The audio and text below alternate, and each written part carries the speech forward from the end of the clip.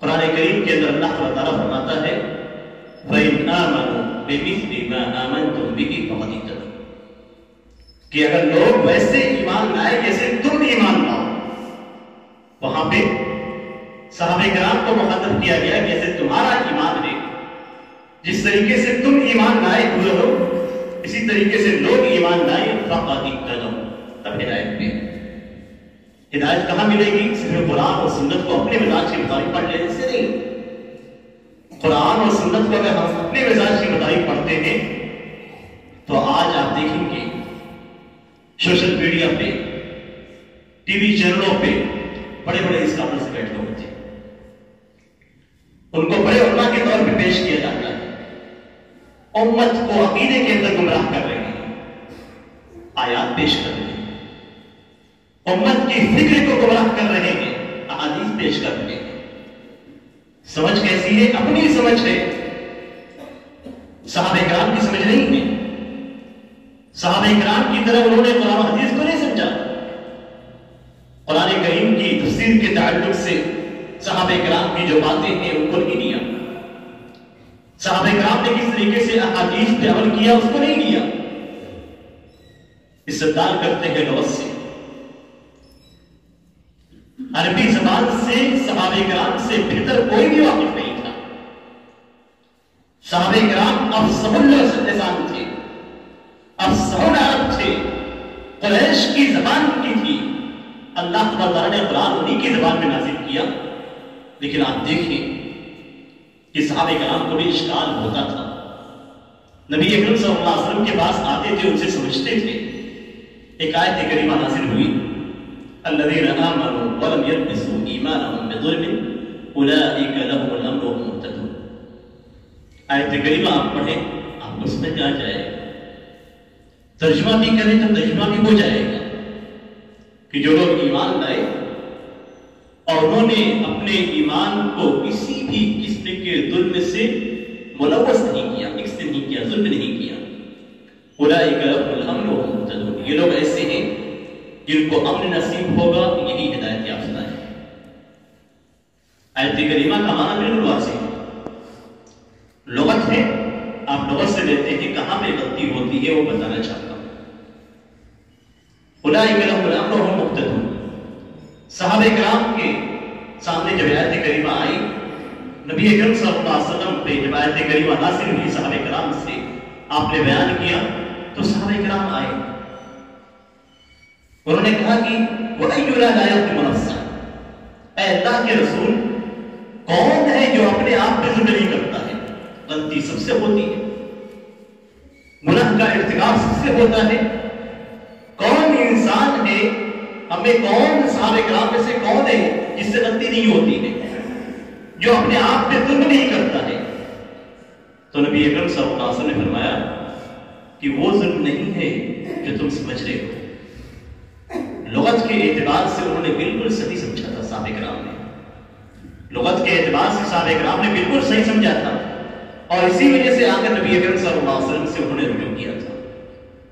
لیکن نبی اکرم صلی اللہ علیہ وسلم نے فرمایا کہ یہ وہ ظلم ہے جو قرآن کے دوسرے مقام پہ بیان کیا گیا ہے.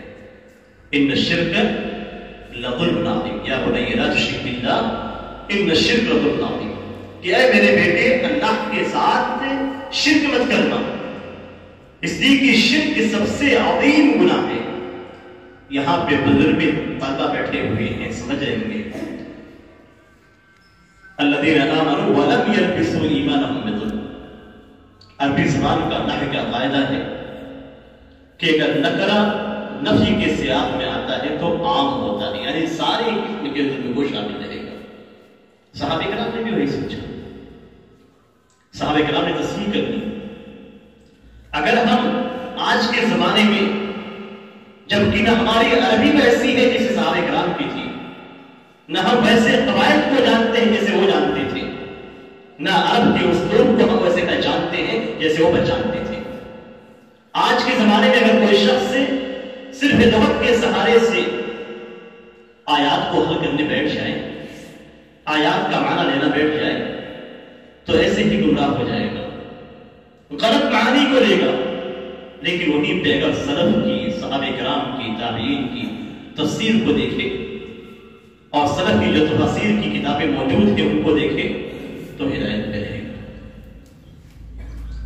یہ منہج سلف ہے، یہ صحابہ کرام کی اہمیت ہے، یہ صحابہ کرام کے عقیدے کے مطابق چلنے کی اہمیت ہے کہ اگر ہمارا ایمان، اور ایمان کسے کہتے ہیں؟ ایمان صرف ایمان کو نہیں کہتے، ایمان قول و عمل کا نام ہے، ایمان فکر اور منہج کا نام ہے، ایمان عقیدے کا نام ہے، ایمان کا آپ کا ہر عمل ہر قول ایمان میں جاتا ہے، ساری چیزوں کو شامل ہے۔ تو صحابہ کرام کا ایمان یعنی ان کی فکر، ان کا عقیدہ، ان کا قول، ان کا عمل، یہ سب حجت ہے۔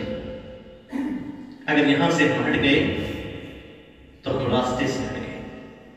یہی حقیقی اسلام ہے، حقیقی اسلام یہی ہے، اور یہی حقیقی اسلام صحابہ کرام نے تابعین کو دیا، تابعین نے تبع تابعین کو دیا، تبع تابعین نے اس کے بعد ائمہ کرام نے، علماء کرام نے اس کے بعد اس دین کو آگے تک پھیلایا۔ یہ صاف دین اگر آپ تک پہنچا ہے، یہ صحیح اسلام اگر آپ نے سمجھا ہے تو اللہ کا شکر ہے۔ اس صحیح دین کے اندر نہ کہیں پہ تشدد ہے اور نہ ہی کہیں پہ بہت زیادہ رخصت ہے، دونوں چیزیں، نہ افراط ہے اور نہ ہی تفریط ہے، اس میں نہ تشدد ہے نہ غلو ہے، اس کے اندر وسطیت اور اعتدال پایا جاتا ہے۔ جہاں سختیاں ہوتی ہیں وہاں پہ نرمیاں پیدا ہوتی ہیں، یہ قرآن کا اصول ہے، یہ اس دین کا اصول ہے کہ جہاں پہ سختیاں ہوتی ہیں وہاں پہ نرمیاں پیدا ہوتی ہیں، جہاں پہ مجبوریاں ہوتی ہیں وہاں پہ چیزوں کو جائز قرار دیا جاتا ہے۔ اسلام کے اندر نرمی بہت زیادہ ہے، ہر چیز کے اندر اللہ سبحانہ تعالیٰ نے سہولت اور آسانی رکھی ہے۔ آپ ہر چیز کو، ہر عبادت کو آسانی کے ساتھ کر لیجیے۔ نماز کے تعلق سے دیکھیں تو کھڑے ہو کر نماز پڑھنا واجب ہے، فرض نماز کو کھڑے ہو کر پڑھنا آپ کے لیے واجب ہے، لیکن اگر آپ کے پاس استطاعت نہیں ہے، آپ کھڑے ہو کر نہیں پڑھ سکتے ہیں تو آپ بیٹھے پڑھیے۔ صلی قائما فإن لم تستطع فقائدا فإن لم تستطع فعلى جنب، کہ کھڑے ہو کر نماز پڑھیے، اگر اس کی طاقت نہیں ہے تو بیٹھ کے پڑھیے، بیٹھ کے نہیں پڑھ سکتے ہیں تو لیٹ کے پڑھیے، اگر طاقت نہیں ہے تو نرمی، سہولت، آسانیاں ہوتی جا رہی ہیں۔ روزے کے اندر دیکھیے، آپ کو روزہ رکھنے کا مکلف کیا گیا ہے، آپ غازہ حالت میں ہیں، چھوڑ دیں گے تو آپ کے لیے سزا ہے، عقاب ہے، آپ جہنم کے مستحق ہو جائیں گے۔ لیکن اگر ہم سفر میں ہیں جہاں پہ تھوڑی سی پریشانی آتی ہے تو اللہ تعالیٰ نے آپ کے لیے آسانی رکھی ہے۔ آپ کے پاس رہنے کی استطاعت نہیں ہے تو آپ فدیہ ادا کیجیے۔ یرید اللہ بکم اليسر ولا یرید بکم العسر، شریعت کو نافذ کرنے کا مقصد یہ نہیں ہے کہ آپ پہ پریشانیاں ڈال دی جائیں، آپ پہ سختیاں ڈال دی جائیں، نہیں، شریعت آسان ہے، آپ کے کرنے کی چیز ہے، شریعت میں سختیاں نہیں ہیں، شریعت میں آسانیاں ہی آسانیاں ہیں، آپ آرام سے اس عبادت کو کر سکتے ہیں۔ لیکن جہاں پہ آپ کے لیے پریشانی ہوتی ہے عبادت کرنے میں، وہاں آپ کے لیے آسانی پیدا ہوتی ہے۔ اب یہاں پہ اگر کوئی شخص یہ کہتا ہے کہ شریعت میں آسانی نہیں ہے، یہ حکم دیا گیا ہے تو اسی کو کرنا ہے، یہ حکم ہے شریعت کا تو اسی کو کرنا ہے چاہے آپ کا کچھ بھی ہو جائے، تو یہ وہ غلو ہے، یہ وہ تشدد ہے جس سے شریعت نے منع کیا گیا ہے۔ قُلْ يَا أَهْلَ الْكِتَابِ لَا تَغْلُوا فِي دِينِكُمْ، اہل کتاب کے تعلق سے کہا گیا ہے کہ اہل کتاب، اے نبی اکرم صلی اللہ علیہ وسلم سے کہہ دیجیے کہ اپنے دین کے تعلق سے غلو نہ کرو۔ غلو کسی کو اس کے مقام سے اوپر کر دینا، تشدد جہاں پہ آسانی ہے، شریعت میں سہولت موجود ہے، اس سہولت کو نہ لینا، اور جو سختی ہے اسی پہ برقرار رہنا، اس کو غلو اور تشدد سے تعبیر کیا۔ نبی اکرم صلی اللہ علیہ وسلم نے اپنے تعلق سے غلو کرنے سے منع فرمایا. لا تطرونی کما عطت النصارى ابن مریم، کہ لوگوں میرے تعلق سے غلو نہ کرو جس طریقے سے نصارہ نے ابن مریم کے تعلق سے کیا تھا. انما انا عبد فقولوا عبد اللہ ورسولہ، میں تو اللہ کا ایک بندہ ہوں، اللہ کا بندہ اس کا رسول ہوں. نبی اکرم صلی اللہ علیہ وسلم نے اپنے تعلق سے غلو اختیار کرنے سے منع کیا. شریعت کے اندر کسی بھی چیز میں حد سے تجاوز کرنا، لمٹ کو کراس کر کے اور اوپر جانا، یہ غلو ہے. نبی اکرم صلی اللہ علیہ وسلم حجۃ الوداع کے موقع پہ حضرت ابن عباس رضی اللہ تعالیٰ عنہ کو، حضرت انس رضی اللہ تعالیٰ عنہ کو حکم دیتے ہیں کہ کنکریاں چن کر لائیں. جمرات کو مارنے کے لیے کنکریاں چن کر لائیں. گئے، انہوں نے کنکریاں چنی. کنکریاں چنے کے دانے کے برابر، عربی میں اسے خط سے تعبیر کیا جاتا ہے. لے کر آئے. نبی اکرم صلی اللہ علیہ وسلم نے ان کے اپنے ہاتھوں میں لیا اور اس میں سے چھانٹ کے اس کے بعد صحابہ کرام کو دکھایا. صحابہ کرام کو دکھایا بِمِثْلِ هَذَا فَرْقُ، اس جیسی کنکریاں مارو، بڑی نہیں. کنکری مارنی ہے، اگر بڑی مار دی جائے تو کیا حرج ہے؟ ایک سوچ بن سکتی ہے انسان کی کہ کنکری ہی مارنی ہے، جب رات کو تھوڑی سی بڑی ہو جائے گی تو کیا ہو جائے گی. نبی اکرم صلی اللہ علیہ وسلم نے کیا فرمایا؟ بِمِثْلِ هَذَا فَرْقُ، اس جیسی کنکریاں مارو. وَإِيَّاكُمْ وَالْغُلُوَّ فِي الدِّينِ، سنو دین میں غلو اختیار کرنے سے بچنا. کنکری جمرات کو مارنی ہے، جس کو شیطان کا نام بھی دیا جاتا ہے، لیکن حقیقت میں وہ جمرات ہے.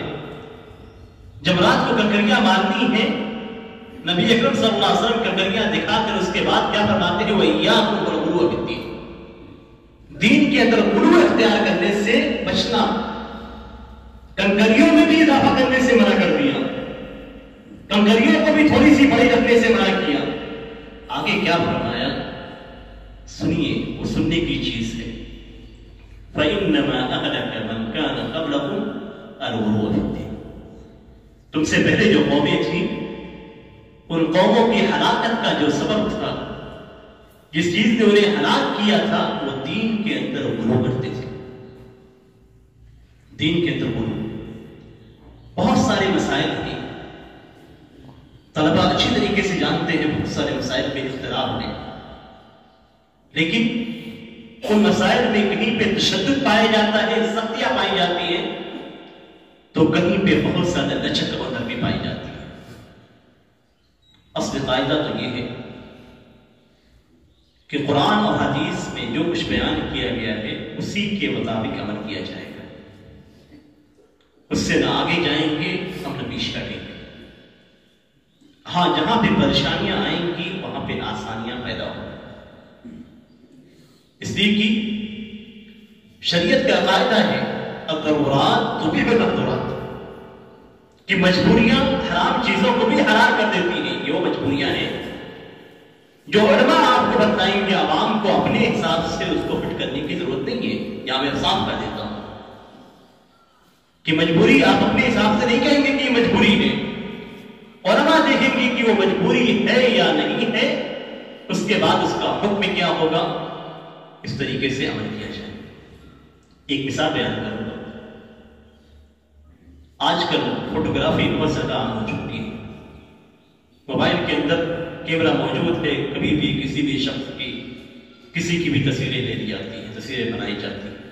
شوقیہ ہم اپنی تصویریں بھی بناتے ہیں، سیلفی لیتے ہیں. ایک عام رواج ہے. شریعت کے اندر اس کا کیا حکم ہے؟ شریعت کے اندر اللہ کے رسول صلی اللہ علیہ وسلم فرماتے ہیں اشد الناس عذابا یوم القیامہ المصورون، جو لوگ تصویر بناتے ہیں قیامت کے دن سب سے سخت عذاب انہیں دیا جائے گا. یہ تصویر کا عام حکم ہے. اس حکم میں ہر وہ تصویر داخل ہے جو کسی مجبوری کے تحت نہیں ہے. اس کے اندر ہر وہ تصویر داخل ہے جس میں کوئی ضرورت اور مجبوری نہیں ہے. آپ سیلفی لیتے ہیں، کیا ضرورت ہے؟ آپ کسی پکنک پوائنٹ پہ گئے، وہاں پہ جا کے آپ اپنی تصویر اتارتے ہیں، کیا ضرورت ہے اس کی؟ شادی کے موقع پہ اچھا لباس پہن لیا تو ایک تصویر اتار لی، کسی دوست کے ساتھ بیٹھ گئے وہاں پہ تصویریں لینے لگے. کیا اس کی کوئی مجبوری ہے آپ کے سامنے؟ کوئی مجبوری نہیں ہے. حدیث کے اندر جو آداب ذکر کیا گیا ہے وہ آداب یہی پہ فکر ہوتا ہے. اگر اس کو نہ کہا جائے تو آج تصویر پائی ہی نہیں جاتی ہے، تصویر کوئی بناتا ہی نہیں ہے. جبکہ حقیقت یہ ہے کہ ہم ہر لمحہ تصویر اتارتے ہیں. تصویر کا یہ ایک حکم ہے.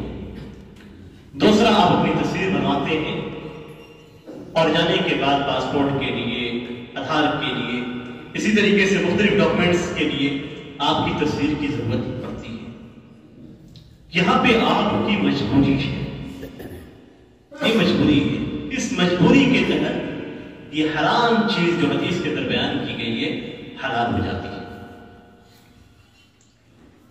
اس طریقے سے چیزوں کو سمجھا جاتا ہے. جو حرام چیز ہے اس کا حکم حرام ہے شریعت میں، وہ حرام ہی رہے گی. لیکن جہاں بالکل اس انداز میں آپ مجبور ہوں گے کہ کوئی دوسرا راستہ نہیں ہے تو وہاں پہ وہ چیز حلال ہوتی ہے. وہاں آپ کو حلال کے بجائے اجازت دی جاتی ہے کہ آپ اس کام کو انجام دے دیجیے، اس لیے کہ آپ کے پاس مجبوری ہے.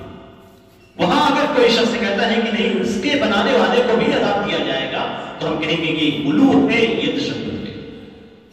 اس طرح کا غلو اور تشدد شریعت کے اندر نہیں ہے. اس لیے کہ جہاں آپ ایک حدیث پیش کر رہے ہیں وہاں پہ دوسری دلیلیں بھی موجود ہیں جو مجبوری کی صورت میں آپ کے لیے اجازت دیتی ہے. یہیں پہ ایک اور مسئلہ پھیلتا ہے اور وہ یہ کہ ہم مسلمانوں کے تعلق سے، مسلک کے تعلق سے بسا اوقات بہت تشدد اختیار کرتے ہیں. اس میں کوئی شک نہیں کہ جو حقیقی اسلام ہے، جیسے آپ کے سامنے بیان کیا گیا کہ صحابہ کرام کا جو منہج ہے، ان کی جو فکر ہے، ان کا جو قول ہے، ان کا جو عمل ہے، وہی حقیقی اسلام ہے. اگر کوئی اس کو فالو کرتا ہے، اس کے مطابق عمل کرتا ہے تو وہ کامیاب ہے. اگر کوئی اس سے ہٹ جاتا ہے فَإِنْ آمَنُوا بِمِثْلِ مَا آمَنْتُمْ بِهِ فَقَدِ اهْتَدَوْا وَإِن تَوَلَّوْا فَإِنَّمَا هُمْ فِي شِقَاقٍ. اگر کوئی اس سے ہٹ گیا تو پھٹ کے الگ ہو گیا. آپ لکڑیاں چیرتے ہیں، لکڑیاں جب چیری جاتی ہیں تو ایک حصہ کٹ کے نکل جاتا ہے. یہی حقیقت میں شقاق ہے. یہ حقیقت میں شقاق ہے، کٹ کے نکل جانا. ایسے لوگوں کے تعلق سے اللہ تعالیٰ فرماتا ہے فَسَيَكْفِيكَهُمُ اللَّهُ. ایسے لوگوں کے لیے اللہ کافی ہے. یعنی جس کا بدلہ لینے کے لیے، جس سے انتقام لینے کے لیے اللہ تبارک و تعالیٰ کافی ہے، تو آپ سوچ لیجیے اس کا انجام کیا ہوگا. صحابہ کرام سے کے منہج سے کٹے ہوئے افراد یہی لوگ ہیں، اور انہی کے تعلق سے نبی اکرم صلی اللہ علیہ وسلم کی حدیث ہے ستفترق امتی علی 73 فرقہ، کہ میری امت 73 فرقوں میں تقسیم ہوگی. کلہم فی النار الا واحدہ. سارے کی سارے جہنم میں جائیں گے، صرف ایک فرقہ، ایک جماعت جہنم میں جانے سے محفوظ رہے گی. صحابہ کرام نے پوچھا کہ وہ جماعت کون بنے گی؟ نبی کی امت. جو غور کرنے کا مقام ہے وہ یہی ہے کہ اللہ تبارک و تعالیٰ نے غیر مسلموں کے تعلق سے نہیں فرمایا ہے. اللہ کے رسول صلی اللہ علیہ وسلم نے، اللہ کے رسول صلی اللہ علیہ وسلم نے مسلمانوں کے تعلق سے فرمایا ہے کہ کلہم فی النار الا واحدہ. میری امت کے 73 فرقے ہوں گے اور میری امت کے 72 فرقے جہنم میں جائیں گے، صرف ایک باقی بچے گا جو جنت میں جائے گا. صحابہ کرام نے پوچھا نبی اکرم صلی اللہ علیہ وسلم سے کہ ایک کون ہوگا؟ اس لیے کہ ہر کسی کو خواہش ہوتی ہے کہ وہ اس جماعت میں شریک ہو جائے جو جنت میں اس لیے کہ ہمارے عمل کا، ہمارے عقیدے کا، ہمارے قول کا، ہمارے ہر کام کا منشا یہی ہوتا ہے کہ اللہ تعالیٰ کی رضا کے مطابق ہو اور ہمیں آخرت میں جنت ملے۔ اسی کی دعا بھی کرتے ہیں، اسی کے مطابق ہم زندگی گزارنے کی کوشش بھی کرتے ہیں۔ نبی اکرم صلی اللہ علیہ وسلم نے کیا فرمایا؟ ما انا علیہ واصحابی، جس پہ میں اور میرے صحابہ کرام ہیں۔ نبی اکرم صلی اللہ علیہ وسلم نے یہ نہیں کہا کہ جس پہ میں ہوں، غور کرنے کی چیز ہے۔ صحابہ کرام کو ساتھ میں لے کر نبی اکرم صلی اللہ علیہ وسلم نے کہا کہ وہ جماعت جو جنت میں جائے گی وہ جس پہ میں اور میرے صحابہ کرام ہیں۔ نبی اکرم صلی اللہ علیہ وسلم کتاب و سنت کی جب ہم بات کرتے ہیں تو کس طریقے سے صحابہ کرام کو نبی اکرم صلی اللہ علیہ وسلم نے اپنے سے جوڑ کے رکھا ہے۔ کہا جس پہ میں اور میرے صحابہ کرام ہیں، جبکہ اگر یہ کہتے کہ جس پہ میں ہوں تو کافی ہو جاتا، لیکن جس پہ میں اور میرے صحابہ کرام، اور یہیں سے معلوم ہوتا ہے کہ جو تشدد ہوتا ہے وہ صحابہ کرام سے الگ ہے۔ فکر کے اندر، عقیدے کے اندر، منہج کے اندر اگر کوئی صحابہ کرام سے الگ ہوا تو کٹ کے الگ ہو گیا، اور کٹ کے الگ ہوا تو پھر جہنم میں جائے گا۔ لیکن ایک دوسرا مسئلہ ہے جو طلباء کو بھی سمجھنا چاہیے اور علماء کو بھی سمجھنا چاہیے، عوام کو بھی سمجھنا چاہیے، اور وہ یہ کہ کسی بھی کوئی بھی شخص اگر منہج سلف سے ہٹا ہوا ہے تو ہم اسے بدعتی قرار دیں گے، اس لیے کہ منہج سلف ہی حقیقی معنوں میں اہل حدیثیت ہے، منہج سلف ہی حقیقی معنوں میں سلفیت ہے، منہج سلف ہی حقیقی معنوں میں اسلام ہے۔ اور اسلام یعنی قرآن سنت کے مقابل میں اگر کوئی چیز آتی ہے، کوئی کلمہ گو، کلمہ پڑھنے والا، لا الہ الا اللہ کا اقرار کرنے والا اگر کوئی ایسا عمل کرتا ہے جو کتاب و سنت کے خلاف ہے تو اس کو ہم بدعت سے ثابت کریں گے۔ اور یہی بیان کیا گیا ہے کہ وَكُلُّ بِدْعَةٍ ضَلَالَةٍ وَكُلُّ ضَلَالَةٍ فِي النَّارِ، ہر بدعت گمراہی ہے، ہر گمراہی جہنم میں لے جانے۔ ایک نئی چیز جو صحابہ کرام کہہ رہی تھی وہ چیز اگر ہم کرتے ہیں تو ایسی صورت میں بدعت ہے اور بدعت جہنم میں لے جانے۔ قرآن کے اندر بھی اسی بات کو کہا گیا ہے، حدیث کے اندر بھی اسی بات کو ذکر کیا گیا ہے۔ ہم ہر خطبے میں بھی اسی بات کو نبی اکرم صلی اللہ علیہ وسلم کے خطبے سے سنتے ہیں، لیکن اس کے باوجود کوئی شخص اگر جہنم میں جانے کا مستحق ہو جاتا ہے اپنے عمل کی وجہ سے، اپنی فکر کی وجہ سے، اپنے منہج کی وجہ سے، تو ایسی صورت میں ہم اسے کافر نہیں کہیں گے۔ یہ سب سے اہم چیز ہے۔ ضروری نہیں ہے کہ ہر جہنم میں جانے والا شخص سے کافر ہی ہو تو جہنم میں جائے گا۔ ہم اپنے برے اعمال کی وجہ سے، ہم اپنی کوتاہیوں کی وجہ سے، ہم اللہ تبارک و تعالیٰ سے اپنی نافرمانیوں کی وجہ سے، اللہ کے احکامات سے وہ موڑنے کی وجہ سے بھی جہنم میں جائیں گے اور مستحق ہوتے ہیں۔ اللہ تبارک و تعالیٰ ہمیں محفوظ رکھے۔ تو ضروری نہیں ہے کہ ہر شخص کافر ہے، ضروری نہیں ہے کہ جو زبان سے کلمہ توحید کو ادا کرتا ہے اور پھر کسی بدعت کا ارتکاب کرتا ہے ہم اس کے اوپر مشرک کا، کافر کا ٹیگ لگا دیں۔ اس کا ہمیں حکم نہیں دیا گیا ہے۔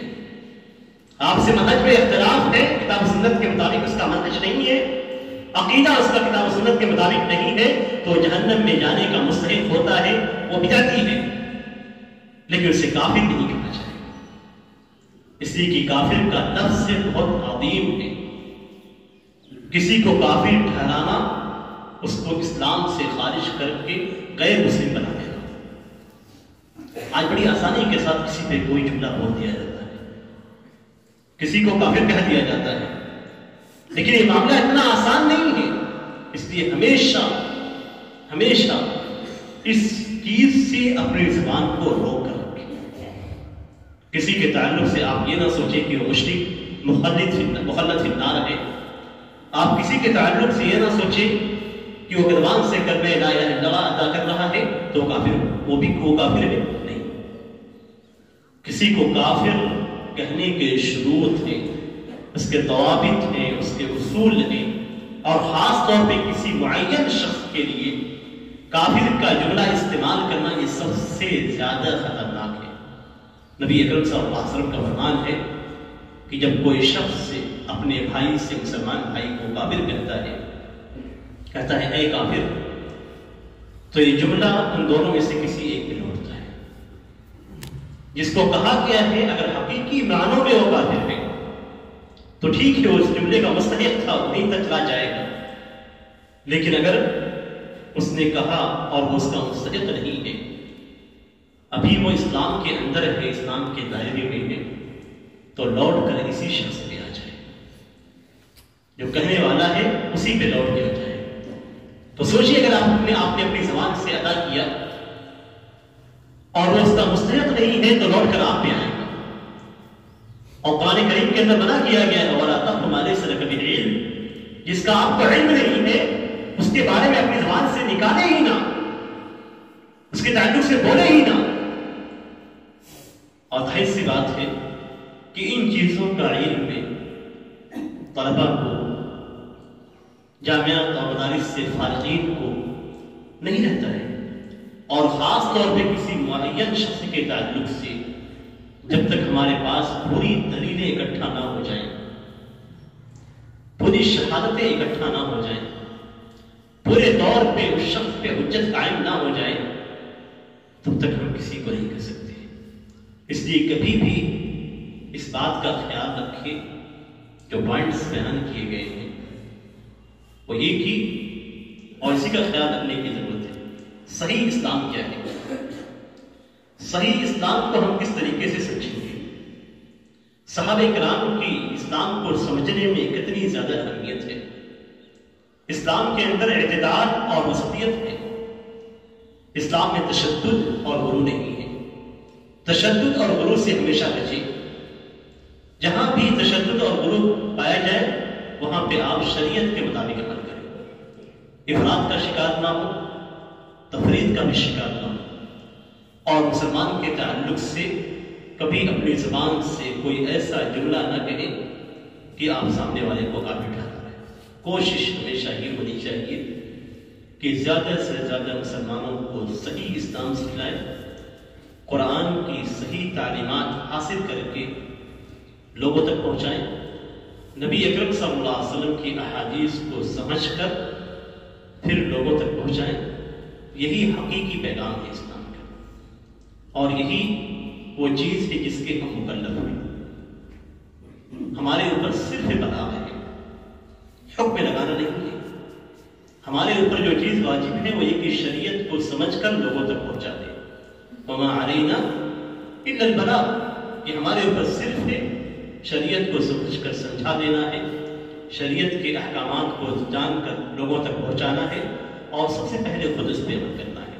اللہ تعالیٰ سے دعا ہے کہ اللہ تعالیٰ ہمیں اور آپ کو صحیح اسلام سمجھنے کی توفیق عنایت فرمائے، اس پہ عمل کرنے کی توفیق دے، اور ہمارے دلوں کے اندر جو کجی ہے، کمی ہے، کوتاہی ہے، جو افراط و تفریط ہے، جو غلو و تشدد ہے، ان ساری چیزوں کو ہمارے دلوں سے، ہمارے ذہن سے نکال دے، اور سارے مسلمانوں کو ایک ہو کر شریعت کے مطابق عمل کرنے کی توفیق عنایت فرمائے۔ بارک اللہ علیہ وسلم بالقرآن العظیم ونفعني وإياكم بما فيه من الآيات والذكر الحكيم إنه تعالى جواد كريم رؤوف رحيم۔